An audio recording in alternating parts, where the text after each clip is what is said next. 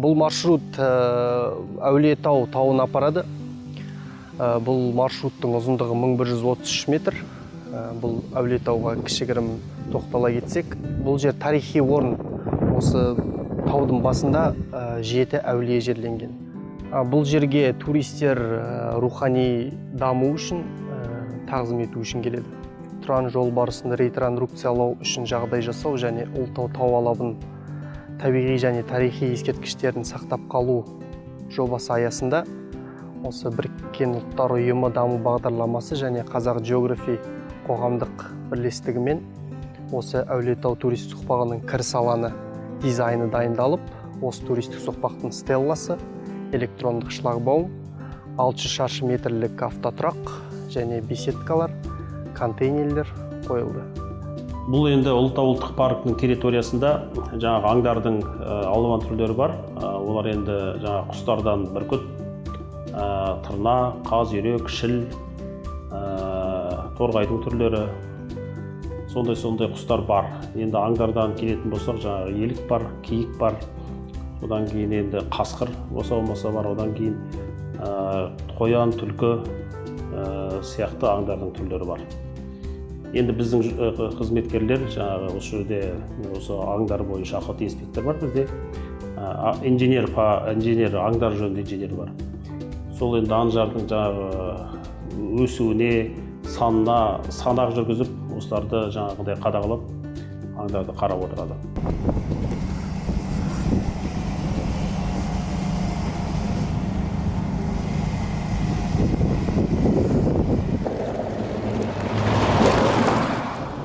Ұлытау деп аталуының өзі бұл тауларының үлкендігінен емес, суының көптігінен емес, осы тарихи оқиғалар көп болған себебі осы ұлы деп ат қойылған ғой бұл Ұлытауға.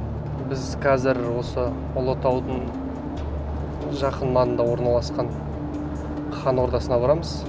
Осы хан ордасында Абылай ханды ақ киізге орап хан қылып сайлаған.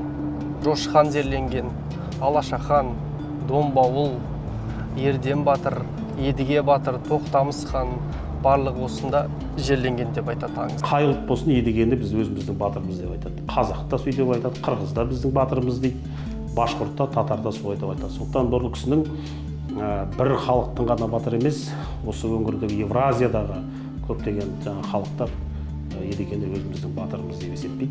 Осындай тарихи тұлғалар осында аяқ басқасын жерленген соң, осы жерді әр қазақ осы Ұлытауды көріп кету керек деп айтады. Әрбір қазақстандық өзінің тарихи жерлерін білуге тиіс деп ойлаймын. Сондықтан бұл жерде тарихи ескерткіштер де көптеп табылады. Сондықтан жас ұрпақ, келешек ұрпақ жаңағы осындай жерлерді көріп, тарихи жерлерге барып көріп, өз тарихын білу керек деп düşünüyorum. Географиядан қарағанның өзінде бұл тура Ұлытау картаның тура ортасында орналасқан ғой.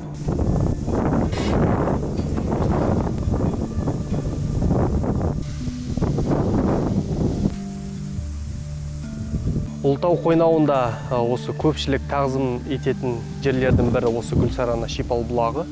Бұл бұлақтың суымен ішкі құрылыстарды асқазан, бүйрек тастарына емдеп айтады. Кез келген келушілер, туристер осы жерге кіріп суларын ішіп ала беруге болады. Бәрі ыңғайлы жасалған. Şu жерде шабындықтарды толтырамыз ғой бізде. Дара не жақтарда бар ғой. Сол маңайларда. Содан кейін біз ана заңсыз күйге құрылған жерлер бар ғой. Ұлытау үшке байланысты. Ұлытау бір байланысты. 22 айналымда төтенше жағдайлар орын алған жоқ. Ұлытау үш, Ұлытау бір қабылданды. Рахмет.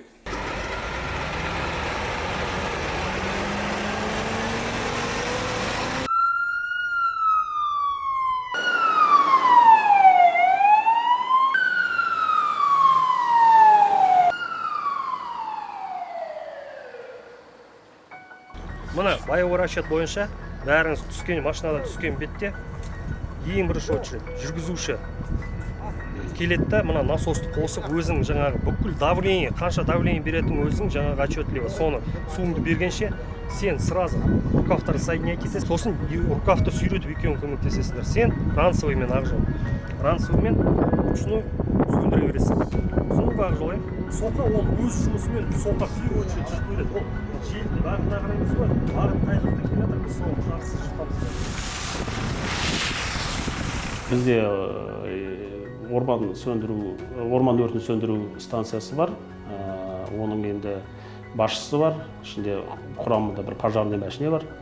Солар жаңағы тәулік бойы дежурствода кезекшілікте тұр. Өрт болған жағдайда солар шығады өрт сөндіруге. Жалпы дайындықтары жаман емес. Төтенше жағдайлар бөлімімен бірлескен жаттығулар өткіздік. Жақсы дайындықтары дұрыс бар. Биыл енді материал-техникалық база бір жама жаңарып жатыр. Тракторлар алдық жаңадан. Қыста екі снегоход сатып алдық. Биыл 2 жаңа патрульный машина алдық. 10 мотоцикл сатып алдық. Мекемеде өзі 10 қызметтік мініс ат бар. Служебный лошадь деп айтады ғой. Сондай жұмыстар атқарып жатырмыз. 2021-23 жылдары Біріккен ұлттар ұйымының жаңағы даму бағдарламасы ПРООН дейміз ғой, енді бізге біраз заттар алып берді біздің сұранысымызға сәйкес. Дрон алып берді, планшеттер алып берді, одан кейін компьютер алып берді, одан кейін көптеген заттар алып берді. Мынау эмблемасы бар ұлттық парктың киімдерін алып берді. Сол сияқты сұраған нәрсемізді алып беріп көмектесіп жатыр. Рахмет, жақсы. Ұлттық парк немесе жаңағы ерекше қорғалатын табиғи аумақ жаңадан құрылғаннан кейін міндетті түрде оның алдағы 5 жылдық жоспар құрылу керек. Сол жоспардың барлығы жаңағы басқару жоспары құжатының ішіне кіреді. Бұның жақсы жағы басқару жоспары арқылы біздің әрбір қызметтің, әрбір бөлімнің, мысалға бізде бірнеше 5 бөлім бар. Жаңағы орман қорғау бөлімі, туризм, рекреация және экология ағарту бөлімі, өсіру, орманды қайта молықтыру бөлімі, ғылым бөлімі және де есеп жүргізу бөлімі, яғни бухгалтерия деп айтады ғой. Сол бөлімдердің, сол құрылымдық бөлімшелердің жұмыстары бізде сол басқару жоспарының арқасында сол бөлімдердің өздерінің жұмыстары бір нақтыланып, бір ретке келді деп айтуға болады. Оған дейін бізде енді жаңадан құрылғаннан кейін бізде бастамасы бізде қиындау болады, түсініксіз болады. Біз былай айтқанда біз бір деңгейден бір үлкен деңгейге өте тез өсіп кеткендей болдық та. Басқару жоспары арқылы жаңа айтқандай біздің жұмысымыз бір ретке келтірілді, біздің болашақ жоспарларымыз нақтыланды, барлығы бір жинақталып, бір аясына келді деп айтуға болады.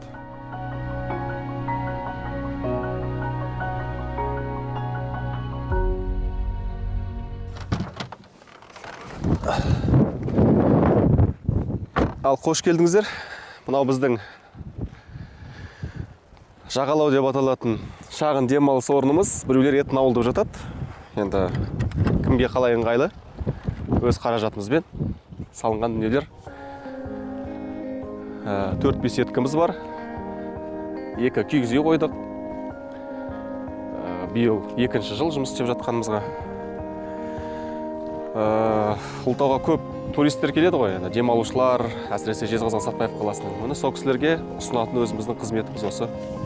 Біздің Ұлытау үшін бұл бірінші сала ауыл шаруашылық өнімдері, ет болсын, сүт болсын, соны сыртқа сату. Бұл ең үлкен кәсіптердің ататын түрі. Екіншісі туризм саласы. Туризмді бір жақсы жері клиентті біз жергілікті халыққа ориентир жасамаймыз ғой. Біз жарнама арқылы сырттан әкелеміз. Неғұрлым жарнамамыз жақсы болған сайын сырттан клиент көп келеді. Сондықтан да бұл бизнес жергілікті халықтың санына байланбайтын бизнестің түрі. Сондықтан да осы туризм, демалу орны, осындай кәсіпті бастау ойға келді. Мына көл мен өзімнің балық шаруашылығыма алған көл болады. Нұра Сарысу балық шаруашылығы осыны аукционға шығарған. Содан мен соны ұтып алып, негізгі мақсатым осы көлге болатын балық шаруашылығын дамытып көрейік деп. Біздің өңір енді жылқы шаруашылығы, сиыр шаруашылығы жақсы айналысады ғой.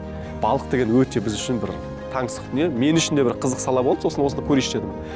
Осыны алғаннан кейін ой келді. Неге осының жағасына осындай кешкілік отыратын беседкалар, кигізулер қойып көрмеске деп. Солай ойдан шыққан дүниені біз жүзеге асырып, осы өз бар күшімізбен, өз бар материалдарымызбен, қаражатымызбен осындай дүниені салып көрдік.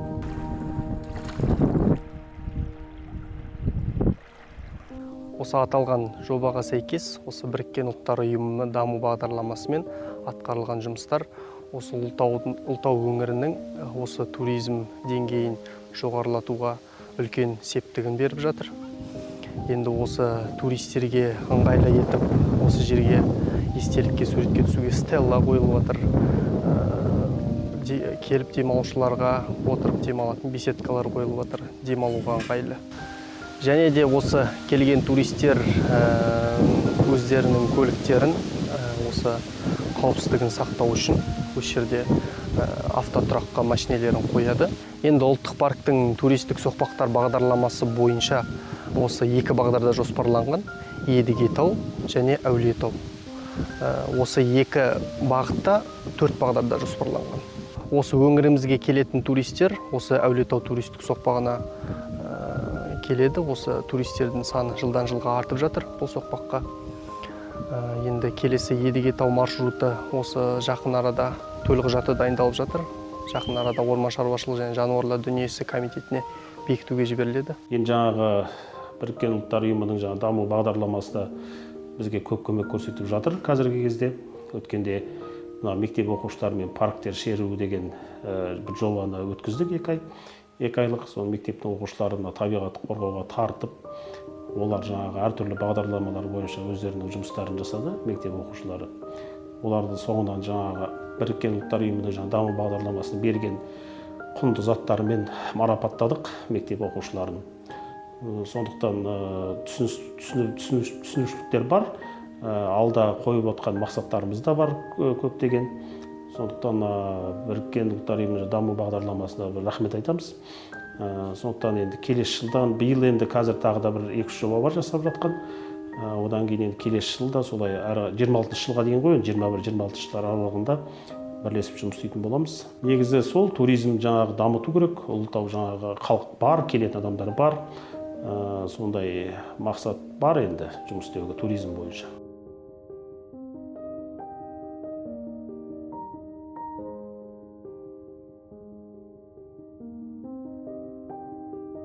Проон ұйымы бізге Ұлытау ауданына келді. Бұлар жергілікті басқару, мемлекеттік басқару мекемелерімен хабарласып отырып, жергілікті кәсіпкерлерді шақырды.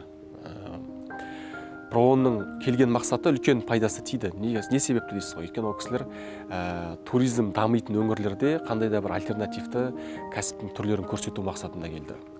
Осы күнге шейін халық аса мән бөлмеген бір салалардың түрін ол кісілер ол салалардың соншалықты сұранысқа ие екенін көрсетті.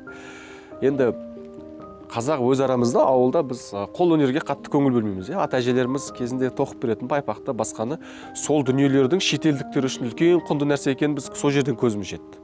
Сол жаңағы айтып отқан туризм дамытқан елді мекендерде сол қазақы дүниелердің басқа мемлекеттегі азаматтар үшін бір құнды дүние екен, жәдігер екен, олар үшін ол бағалы зат екен, яғни Қазақстанға келгенде естелік ретінде қалатынын көрсетті. Сондықтан да Проонның сол бір курстар өте бір пайдасы тиді.